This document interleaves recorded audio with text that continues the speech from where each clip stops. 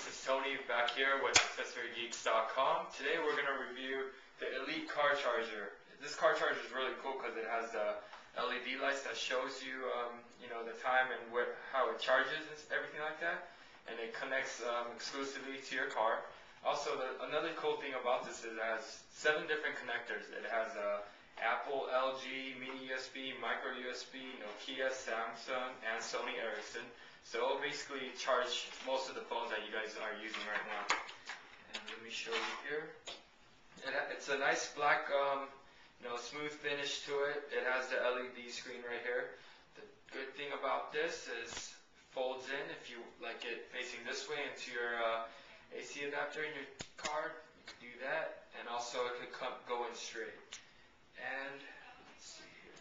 For example, if you have an iPhone like I do, get the iPhone 3G adapter, just plug it right in, and it goes straight into your phone and into your car. So it's really easy, and it comes with 7 different adapters.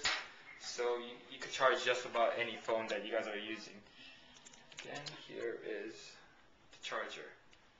Alright, well, thank you. That's it for today. I'll see you guys tomorrow, and this was Tony with Accessory Geeks. Thank you.